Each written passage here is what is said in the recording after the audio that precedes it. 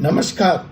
Force सी supreme law partners के इस नए कानूनी एपिसोड में मैं एडवोकेट डॉक्टर अजय कुमार पांडे लेकर हाजिर हूं सुप्रीम कोर्ट से एक बहुत ही जबरदस्त फैसला, एक बहुत महत्वपूर्ण फैसला, सनसनी फैला देने वाला फैसला और अदालतों की बेरोक टोक कार्रवाई पर अंकुश लगाने वाला फैसला। एक ऐसा फैसला जो जजों की जड़ों को हिला दिया है। जी हां, सुप्रीम कोर्ट ने जजों की कार्रवाई पर, जजों के काम करने के तरीके पर बहुत ही सख्त टिप्पणी की है। खलबली मची हुई है कानूनी जगत में। मैं खुलासा करूंगा उस जज के नाम का भी। मैं बताऊंगा वह कौन सी अदालत है जिसको लेकर सुप्रीम कोर्ट बहुत नाराज है और खुलेआम शब्दों में चेतावनी दी है, अंतिम चेतावनी दी है और कह रही है अगर नहीं सुधरे तो परिणाम भुगतने पड़ेंगे। जी हां, मैं बता दूं, यह वही जज हैं या वही अदालत है या वही कोर्ट है जहां फिनोलेक्स केबल मामले में एक जज को घर जाने का रास्ता सुप्रीम कोर्ट ने दिखा दिया था। दूसरे जज को भी उन्होंने चेतावनी देकर खोड्डे लाइन लगा दिया था और जज को यह ऑनरेबल एग्जिट दी गई थी। जज को वापस आकर अपना फैसला फिनोलेक्स केबल में बदलना भी पड़ा था, लेकिन ये इतनी मोटी चमड़ी है इस अदालत की कि इनकी सेहत पर कोई फर्क नहीं पड़ा। कार्रवाई बदस्तूर जारी रही। कानून की धज्जियां इस अदालत में उड़ती रहीं, उड़ाते ही गए राज। ऐसा नहीं है, सुप्रीम कोर्ट से कुछ भी छुपा है और सुप्रीम कोर्ट इस अदालत पर, यहाँ के जजों पर, इनकी कार्रवाई पर लगातार नजर बनाए रखा। हो सकता है कुछ इंटरनल कम्युनिकेशंस भी हुए होंगे, उनको चेतावनी भी दी गई होगी व्यक्तिगत स्तर पर, लेकिन जब पानी खतरे के निशान से ऊपर बढ़ गई तो पब्लिक डोमेन में आकर पब्लिकली जजों को, इस कोर्ट को, सुप्रीम कोर्ट को लताड़ना पड़ा और स्पष्ट चेतावनी देनी पड़ी है। जी हां, मैं बात कर रहा हूं तो महत्वपूर्ण ट्रिब्यूनल की, जिसका निर्माण इस देश की आर्थिक समृद्धि के लिए किया गया था, जिसका निर्माण इस देश में आम आदमी की वित्तीय अधिकारों की रक्षा और त्वरित कार्रवाई हो सके, हाई कोर्ट का लोड कम हो सके, लोगों को समय पर न्याय मिल सके, इसके लिए किया गया था।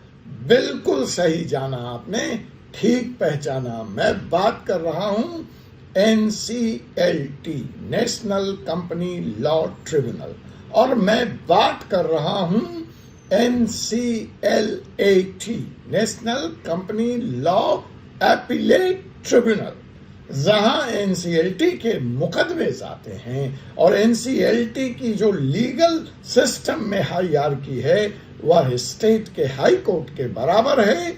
वहां का जो फैसला आता है वह सीधे सुप्रीम कोर्ट में चैलेंज हो सकता है। तो इन्हीं अदालतों के बारे में सुप्रीम कोर्ट ने सख्त टिप्पणी की है और यह मामला था बैजूस, एजुकेशनल एंटरप्रेन्योर बैजूस का। यह मामला था जेट एयरवेज का, जिसमें सुप्रीम कोर्ट ने NCLT और NCLT की लगातार चल रही कार्य प्रणाली पर गंभीर सवाल उठाए और कड़ी चेतावनी दी। जेट एयरवेज के मामले की सुनवाई करते वक्त जिस तरह का फैसला, जिस तरह का एटीट्यूड इन दो ट्रिब्यूनल्स का रहा है, उस पर गहरी नाराजगी जताई सुप्रीम कोर्ट ने।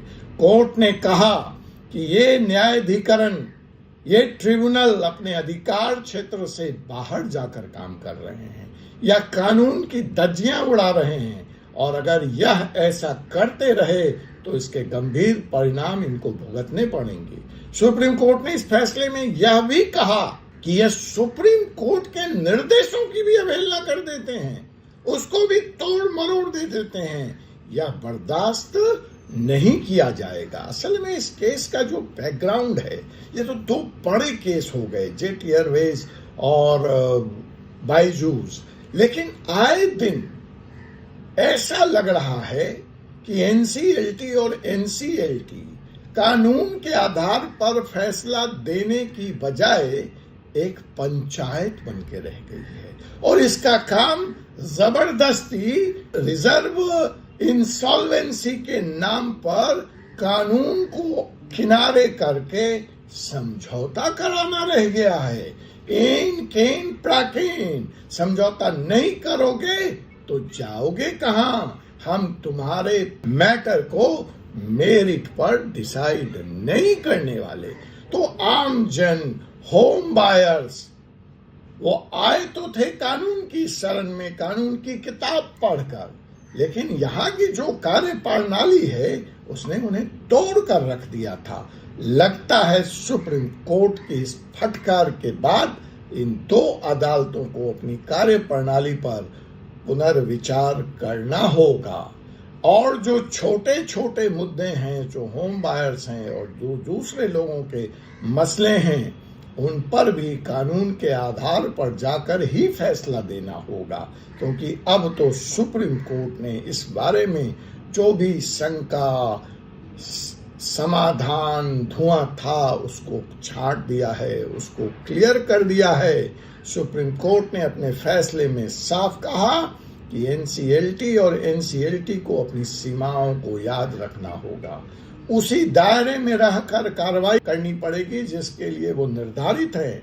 अगर वो ऐसा नहीं करते तो परिणाम के लिए तैयार रहें।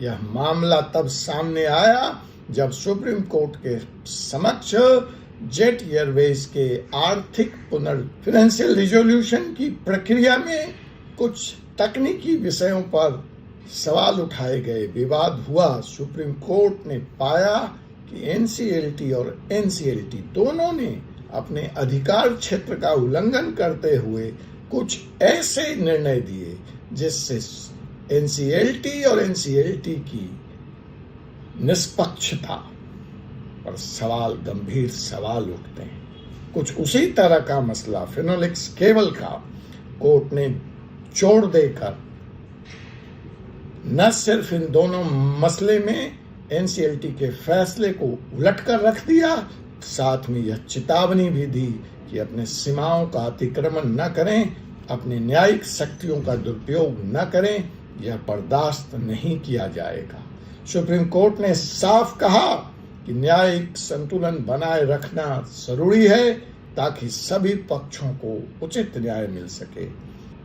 अंतिम टिप्पणी में सुप्रीम कोर्ट ने कहा कि एनसीएलटी और एनसीएलटी जिस तरह से काम कर रही है वह कानून सम्मत नहीं है और उनके खिलाफ सख्त कानूनी कदम उठाए जा सकते हैं। सुप्रीम कोर्ट की यह टिप्पणी, सुप्रीम कोर्ट का यह फैसला दोनों ही केस में बायजूस और जेट एयरवेज की यह स्पष्ट करता है कि न्याय प्रक्रिया निष्पक्ष तो हो ही, ट्रांसपेरेंट भी हो, पारदर्शी भी हो।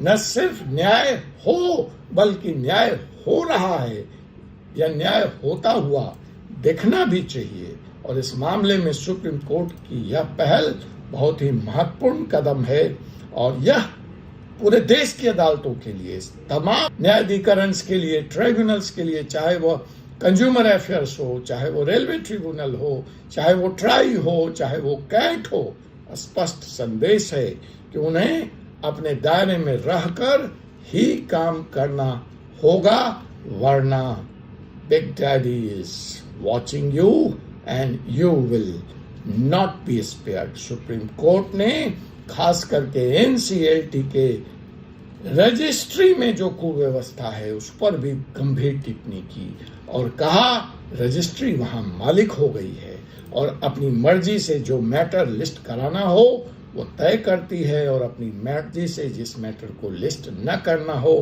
वह भी तय करती है। सुप्रीम कोर्ट ने इन ट्रिब्यूनल्स में पॉलिटिकल अपॉइंटमेंट पे भी गंभीर चिंता व्यक्त की और कहा यहाँ ऐसे लोगों की नियुक्ति हो रही है जिन्हें कानूनी और तकनीकी ज्ञान पूरी तरह से नहीं है और उसका खामियाजा जनता को भुगतना पड़ रहा है। सुप्रीम कोर्ट ने यह भी कहा ये सारे के सारे न्यायाधिकरण खास करके एनसीएलटी और एनसीएलटी यह सुनिश्चित करे कि जो समुचित कार्य अवधि है, जो ऑफिशियल्स आवर्स हैं, उसमें पूरे तौर पर यह सजग रहें, मुस्तैद रहें और पूरे समय में सुनवाई करें।